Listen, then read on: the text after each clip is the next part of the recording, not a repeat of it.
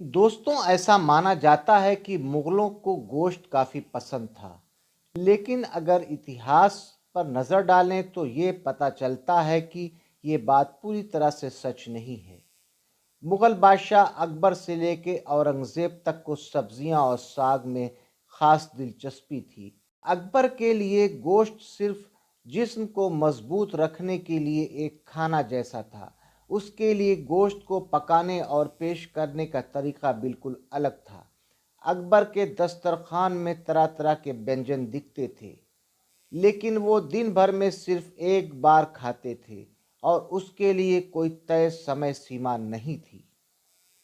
इतिहासकार सलमा हुसैन के मुताबिक मुगल बादशाह क्या खाएंगे क्या नहीं, ये बात तय करने का काम सल्तनत के शाही हकीम करते थे। बादशाह के सामने जब खाना परोसा जाता था तो उसमें कई तरह के जायके शामिल होते थे। इतिहासकार सलमा बेगम बताती हैं कि अकबर के खाने में जो गोश्त पेश किया जाता था उसे ख़ास तरीके से तैयार किया जाता था। उसे पकाने के लिए पहले गोश्त को आटे में लपेटा जाता था और ज़मीन के नीचे धीमी धीमी गर्माहट के साथ पकाया जाता था। उस व्यंजन को मुर्ग जमीदोस कहा जाता था। इसके साथ दही और 30 तरह के अचार और चटनी को पेश किया जाता था।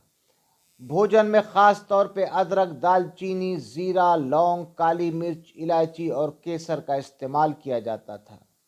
दोस्तों, अकबर के नौरतन रहे अबुल फजल ने अपनी किताब आईने अकबरी में लिखा है कि अकबर के खाने में आलू, टमाटर, लाल मिर्च नहीं होते थे। ऐसा इसलिए था क्योंकि उत्तर भारत में उस दौर में उनकी पहुंच नहीं थी। इतना ही नहीं, शाही बावर्ची खाने में सरसों, तिल के दाने, कढ़ी पत्ता और कलौंजी का इस्तेमाल भी नहीं करते थे। मुगलों में फल को लेकर खास आकर्षण रहता था। औरंगज़ेब को आम बहुत पसंद थे और अकबर को खरबूजे। यही वजह थी कि दुनिया के अलग अलग हिस्सों से उनके लिए खरबूजे मंगाए जाते थे। अकबर ने आदेश दे रखा था कि शाही बावर्ची खाने में जो भी भोजन उनके लिए तैयार किया जा रहा है उसमें से कुछ हिस्सा गरीबों में बंटवाया जाए। इतिहासकारों का कहना था अकबर के लिए हर साल करीब 1000 जोड़े कपड़े सिलवाए जाते थे, वो भी सिल्क के। उन कपड़ों को बादशाह की ज़रूरत से पहले सिलवा लिया जाता था, जिसमें सोने के तारों की कढ़ाई देखने को मिलती थी। अबुल फजल के मुताबिक बादशाह को दाल, मौसमी सब्जियां, पुलाव खास तौर पर पसंद थे।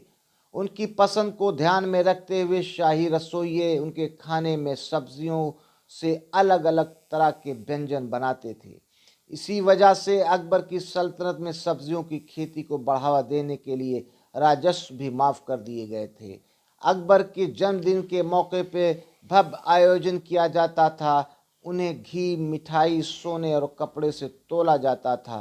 तोलने के बाद उन सब चीज़ों को गरीबों में बंटवा दिया जाता था। दोस्तों, ये था अकबर का शाही खाना। दोस्तों, अगर आपको हमारा ये वीडियो पसंद आया, हमारा ये चैनल पसंद आया तो हमारे चैनल को लाइक कीजिए, सब्सक्राइब कीजिए, अपने दोस्तों में शेयर भी कीजिए। इजाज़त दीजिए, फिर मिलते हैं किसी नए वीडियो में कुछ नई चीज़ों के साथ। तब तक के लिए जय हिंद, जय भारत।